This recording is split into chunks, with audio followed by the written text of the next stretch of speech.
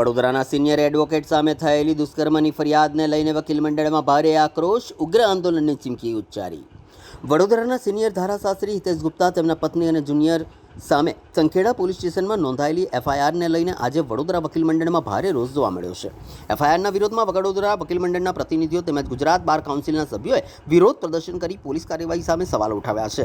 વકીલ મંડળના આક્ષેપ મુજબ છોટાઉદેપુર એસપી, ડીવાયએસપી, પીઆઈ દ્વારા કોઈ પ્રાથમિક તપાસ કર્યા વિના જ અંગત દુશ્મનાવટના કારણે ફરિયાદ નોંધાવવામાં આવી છે। વધુમાં આક્ષેપ કર્યો છે કે હિતેશ ગુપ્તાને હેરાન કરવા ઉપરાંત તેમના પરિવારને પણ પરેશાન કરવાના હેતુથી તેમની પત્નીનું નામ ફરિયાદમાં સામેલ કરવામાં આવ્યું।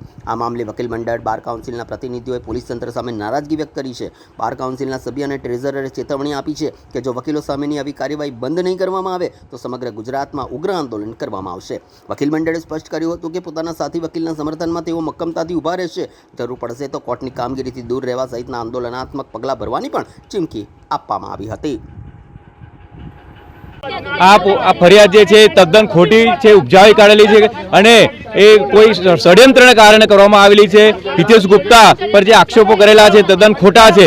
અમે આખું વકીલ મંડળ અને વકીલ મંડળના તમામ હોદ્દેદારો વકીલ હિતેશ ગુપ્તા સાથે છે અને પોલીસે જે પોતાની જે મનમાની કરી છે, તાનાશાહી કરી છે અને ખોટી ફરિયાદ નોંધી છે એ તદ્દન ખોટી છે અને અમે આજે આવેદનપત્ર આપવા જઈએ છીએ। અમારી હડતાલ ચાલુ રહેશે અને અમે પોલીસને પણ જાણ કરી છે કે જે એફઆરઆઈ ખોટી ફાડેલી છે પરત ખેંચે, નહીં તો અમારા અચોક્કસ મુદતના આંદોલન કાયમ ચાલુ રહેશે જ્યાં સુધી આ ફરિયાદ પાછી નહીં ખેંચે ત્યાં સુધી। અમારા પ્રતિષ્ઠિત એમાં સિનિયર ધારાશાસ્ત્રી હિતેશ ગુપ્તા સાહેબ તેમજ તેમના ધર્મપત્ની, તેમના જુનિયર પર એક ખોટી ફરિયાદ સંખેડા પીઆઈ દ્વારા દાખલ કરવામાં આવી છે। તેમાં એસપી છોટાઉદેપુર, ડીવાયએસપી તેમજ પીઆઈનો સાથ સહકાર છે। કોઈ પણ પ્રકારની પ્રાથમિક તપાસ કર્યા વગર એમની પત્નીને સંડોવણી, એમના પરિવારને હેરાનગતિ થાય એવી રીતે પત્નીનું નામ ઉમેરવામાં આવ્યું છે। તદ્દન ફરિયાદ ખોટી છે। 7 તારીખે ફરિયાદ દાખલ કરવામાં આવી છે અને 5મા મહિનાની ઘટના બતાવી છે। ટોટલ તમે ફરિયાદ વાંચો એમાં ટોટલી ખબર પડી જાય છે કે આ દુશ્મની રાખીને ફરિયાદ દાખલ કરવામાં આવી છે। જે પણ દુશ્મની એમના દુશ્મનો હશે, એમના દુશ્મનોને અમને કોઈ જાણ નથી, પરંતુ અમારા વકીલ પર ખોટી ફરિયાદ કરવામાં આવી છે, જેથી અમે એમની સાથે રહીશું। અને જો પોલીસ તંત્ર હજી પણ વકીલોના વિરુદ્ધમાં ફરિયાદ ખોટીઓ લેશે તો હું બાર કાઉન્સિલ ઓફ ગુજરાતના મેમ્બર તરીકે તેમજ વડોદરા વકીલ મંડળ ટ્રેઝરર તરીકે આહવાન કરું છું કે આખા ગુજરાતમાં પોલીસ તંત્ર વિરુદ્ધ ઉગ્ર આંદોલન થશે।